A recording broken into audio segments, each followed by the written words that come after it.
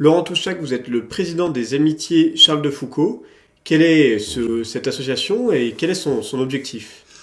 C'est une association internationale qui existe depuis maintenant 70 ans et qui a l'objectif de travailler sur la recherche historique, documentaire, spirituelle sur Charles de Foucault et d'accompagner les travaux de la postulation, donc l'organisme qui a son siège à Rome, qui est animé par des dévots de Charles de Foucault, pour obtenir dans un premier temps sa béatification, ce qui a été obtenu en 2005, et qui travaille actuellement à sa canonisation. Et nous en sommes à une étape importante. Donc cette association est le relais en France des recherches, a écrit des textes dans le cadre du procès de béatification, fait de l'information, diffuse des ouvrages, fait des commentaires de livres, organise des conférences et accompagne du point de vue du fond et du point de vue de l'administration et des finances cette postulation de la cause de Charles de Foucault, qui est aujourd'hui animé, présidé, alors on ne dit pas président, on dit le postulateur, est un prêtre français, un religieux prémontré qui s'appelle Bernard Ardurat, le père Bernard Ardurat, qui est un grand historien, qui est impliqué dans plusieurs causes actuellement et qui, premièrement, est le président du comité pontifical des sciences historiques. On s'avance vers la canonisation du bienheureux Charles de Foucault. On espère la voir arriver bientôt. Et pour ça, il y a besoin de fonds. À quoi va servir l'argent que vous espérez lever donc pour cette canonisation?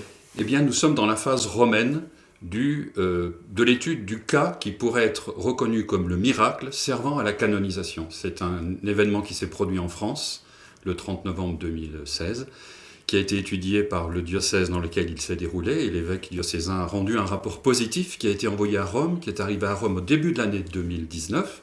Et maintenant, il y a un travail romain accompli par des experts médicaux et puis ensuite une commission médicale. Ce travail romain s'accompagne aussi de l'impression d'un certain nombre de documents qui sont rajoutés au procès de base et qui concernent ce cas nouveau et qui doivent être imprimés et diffusés auprès de toutes les personnes qui vont intervenir sur l'étude de ce cas. Tout cela est à la charge de la postulation. Elle doit financer tous les travaux d'impression et elle doit financer le temps de travail des experts qui vont s'exprimer.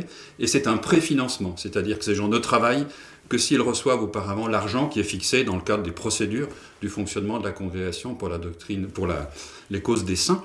Et donc actuellement, ce cas avance bien. Une première partie a été franchie victorieusement, on pourrait dire, puisque les deux premiers médecins indépendants chargés de donner un premier avis ont rendu dans l'été un avis tous les deux favorable à la reconnaissance du cas qui leur a été soumis comme étant inexplicable, donc pouvant théologiquement être reconnu comme un miracle. Donc maintenant, on se prépare à la grande réunion de la Consulta Medica, la commission médicale intégrale, qui doit, d'ici la fin de l'année, en décembre, d'après le postulateur, se réunir et voter définitivement sur la nature de ce cas qui a été soumis à son examen.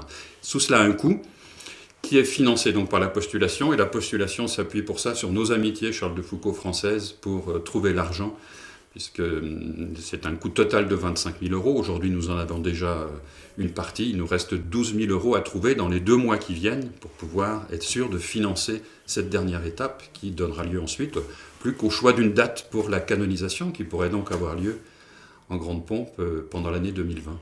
Eh bien donc, pour tous ceux qui voudraient participer à cette canonisation, on rappellera donc dans le bandeau défilant qui va apparaître que toutes les informations pour pouvoir faire leur obol et participer à cette grande cause. Merci d'avance, et de fait, c'est une très belle cause et qui va avoir un beau rejaillissement sur toute la chrétienté, sur l'esprit missionnaire, sur la connaissance du Christ, sur la dévotion de Haut-Sacré-Cœur, la dévotion eucharistique, la présence missionnaire en terre d'islam. Tout cela va avoir un impact très important.